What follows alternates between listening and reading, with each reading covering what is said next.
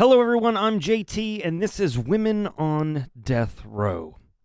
Today for episode 10, we're going to talk about Socorro Caro from California. As with every episode in this series, I'll be covering the case using primary documentation, provided I could find it. Any sources used will be in the show notes, and if you liked this video or found it interesting, please like, subscribe, hit the notification button so we can notify you whenever a new video is posted or when we go live. That's the cheapest and easiest way to support us.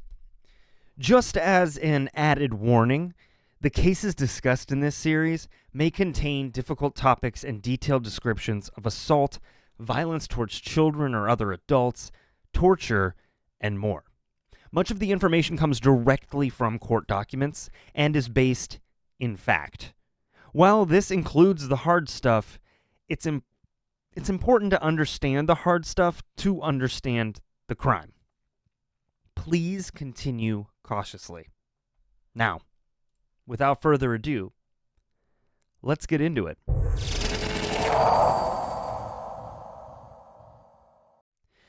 Caro was born in Mexico in 1964 and moved to the United States as a young adult. She married Dr. Xavier Caro, and the couple had 4 sons. Despite outward appearances of a stable family life, the marriage was fraught with issues, including domestic violence, infidelity, significant financial stress. These factors, compounded by Socorro's deteriorating mental health, created a volatile and a tragic environment. Now, the following description of the crime is from a Supreme Court decision, the Ventura County Superior Court. That's CR 4781-3. Caro and her husband, Dr. Xavier Caro, had 4 children. Xavier, known as Joey, Michael, Christopher, and GC. On November 22, 1999, Joey, Michael, and Christopher were shot to death in the family home in Camarillo, California. Joey was 11. Michael was 8. Christopher was 5. And GC was 1. The Ventura County District Attorney filed a felony complaint against Caro on December 17, 1999. Caro was charged with 3 counts of murder while personally using a firearm and a multiple murder special circumstance. Caro pleaded not guilty and not guilty by reason of insanity. At trial, the prosecution presented the testimony of Caro's husband. Xavier met Caro in 1979 during her externship in his rheumatology medical practice. They began dating in 1980, and at the time of the shootings, Caro's parents lived in the couple's nearby second home, and Caro's mother, Juanita, would often stay over to help with the children. Early on in their relationship, Caro began working as Xavier's office manager. In August of 1999, Xavier fired Caro because, according to Xavier, she had been providing more money than expected to her parents while allowing the medical office's rent to go unpaid. Xavier had also been having an affair with someone who worked in his office. Xavier and Caro had discussed divorce at various points in their relationship, and after firing Caro, Xavier consulted a divorce lawyer. Xavier testified he did not actually want a divorce. Indeed, Xavier thought their marriage had improved after Caro and he agreed in August of 1999 to go to counseling, and Caro agreed to take Prozac. On the night of the shootings, November 22, 1999, Xavier returned from work between 6 and 6:30 p.m. Xavier had dinner with Caro, and they drank margaritas. Joey made a negative comment about his parents drinking. Now, because of this, Xavier and Caro argued. Xavier wanted to discipline Joey, but Caro did not. Later, after Xavier removed the television and video game system from Joey's room as a punishment, Xavier and Caro then continued their argument.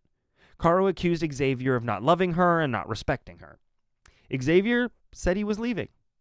Caro grabbed him by the shoulders, slid to the floor, and held his ankles as he pulled away from her. Juanita came up the stairs and yelled, "Get out, you brute." Xavier entered the garage, got into his 1989 maroon Mercedes, and drove away. Juanita's testimony about the end of the fight that evening was similar. though she testified that Xavier kicked Caro on the legs when Caro was on the ground. Juanita told police that after Xavier left, Caro said, "Now, Mom, I have no money now. I don't know what I'm going to do." And she said, "Mom, we're going to starve now." Caro also told Juanita that night, "Well, I guess I'm crazy like he says I am. And, Mom, he says I'm crazy." Around 9 p.m., Juanita left the house to return to her home, and Caro seemed normal. Juanita returned a few minutes later because she forgot her glasses and left again soon after.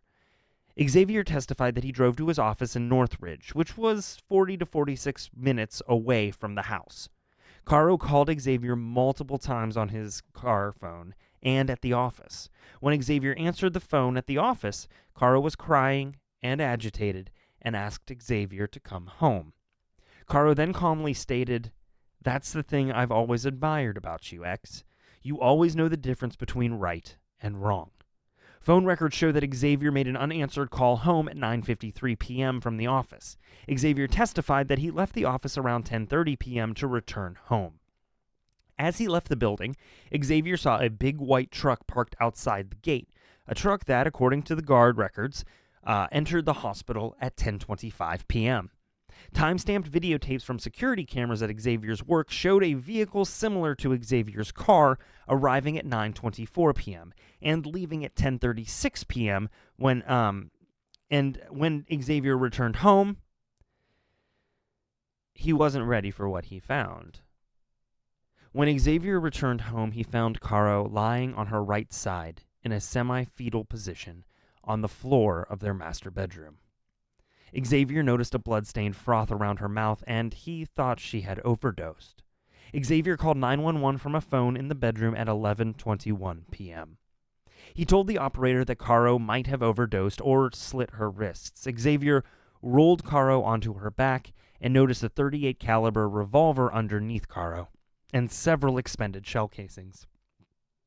Xavier had previously purchased the gun for Caro, along with a gun for himself, for self-defense.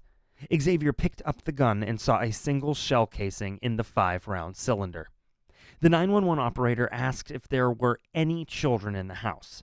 Xavier went to Joey's bedroom and checked for a pulse, but found none. He then entered Michael and Christopher's room and saw them lying together in the bottom bunk of the bunk bed. Neither boy was breathing.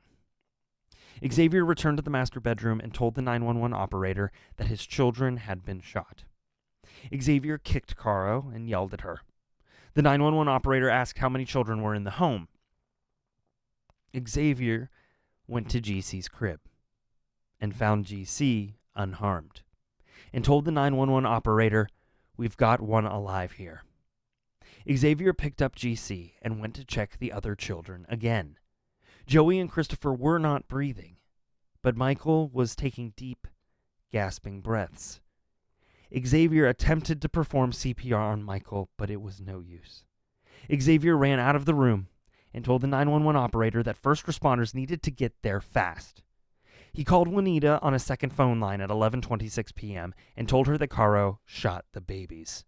Xavier went to the front door where he encountered 2 Ventura County Sheriff's deputies who ordered him outside. Xavier had GC in his arms and was distraught. When officers found Caro in the master bedroom, she was surrounded by several pools of blood, a pool of vomit, and expended shell casings. Caro was airlifted to a hospital. Meanwhile, back at the family's home, Juanita had arrived. In a conversation between Xavier and Juanita that an officer recorded, Xavier alternated between a calm and visibly upset demeanor. He stated, "Why did she do this? She killed my best friend. She killed my Joey. And she wasn't messing around. She shot them all in the head." Xavier testified that he always kept the guns in a gun safe, and Caro did not have the combination. Caro underwent surgery on the night of the shootings for a gunshot to the head. Caro also had bruising on her right bicep, bruising on the inside of her thighs, and a fractured foot that was swollen and bruised. You see, the forepart of the foot had broken away from the middle part of the foot and was repaired surgically a week later. Such an injury most commonly occurs by landing on a pointed foot, so that the foot is twisted, which can happen when falling downstairs. The injury may also occur from a person falling on his or her foot with the person's own weight, or if someone else stands on the foot as the person falls. The day after the shootings, Detective Cheryl Wade went to Caro's hospital room and recorded the entire 2.5 to 3 hour visit. Wade asked Caro if she had taken a fall, and Caro said she was not sure and could not remember. Caro said at one point that she might have fallen down the stairs, and that she was bruised by, quote, wrestling with a boy. But she reiterated on multiple occasions that she did not remember how she had been hurt. A defense expert enhanced the audio tape and believed Caro said, you have to ask the boys, rather than wrestling with the boys. Detective Wade told Caro that her boys had been hurt, that they had died, and that Caro was a suspect. Caro began crying and screaming. Caro asked what Xavier had said and asked where GC was located and whether he was okay.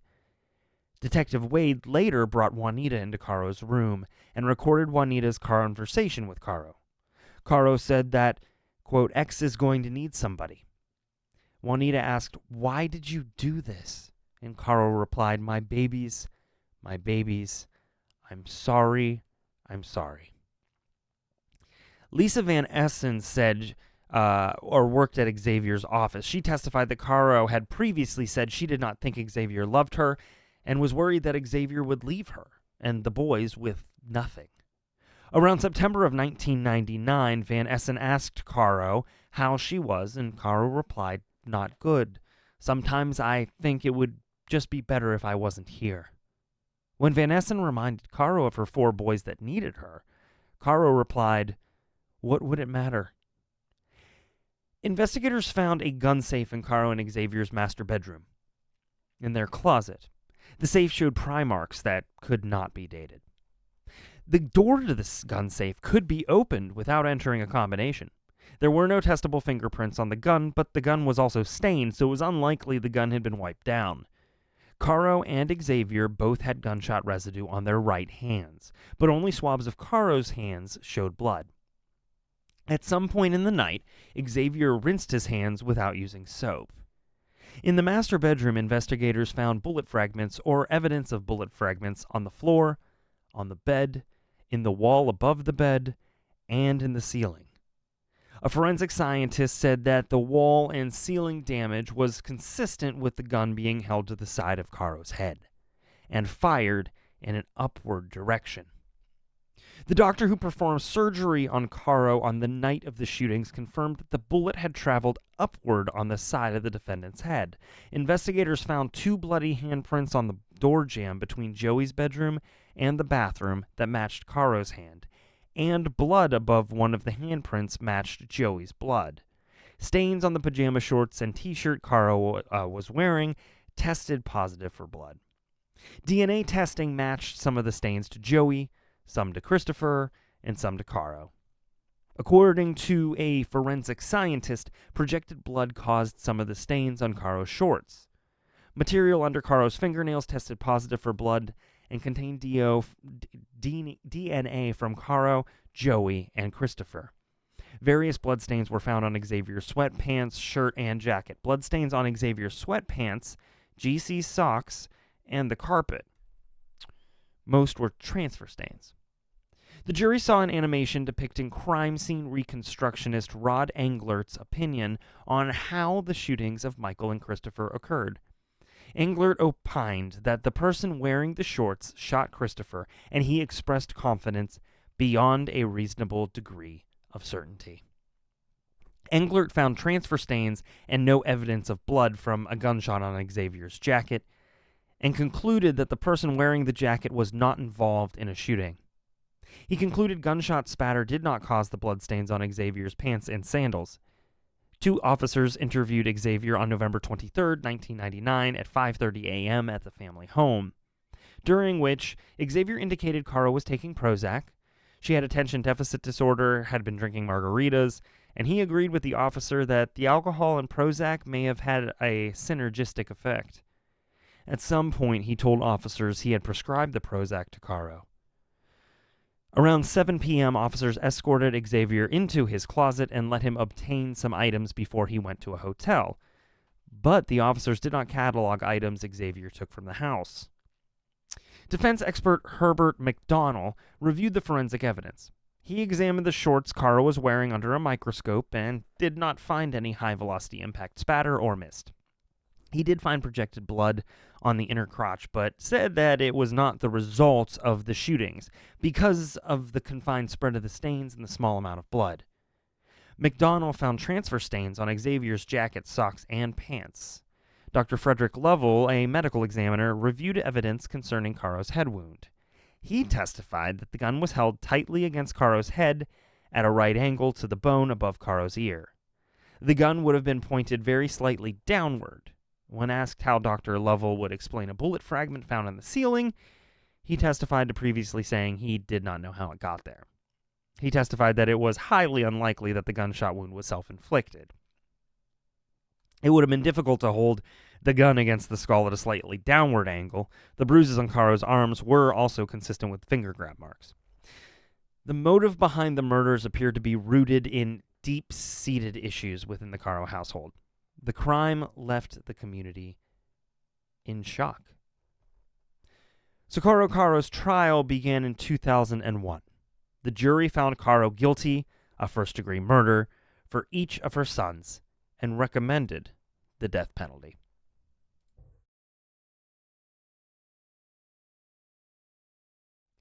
Thank you for tuning in to Women on Death Row. If you found this interesting, you can find all this and more on the True Crime and Wine Time YouTube channel, as well as the Courtyard Discord server. Click the Discord invite link in the show notes and get ready for a great time with fantastic people. Until next time, I want you to take care of yourself, your friends, family, and community. Don't let anybody dull your sparkle. And shine on, you crazy diamonds. Shine on. Until next time.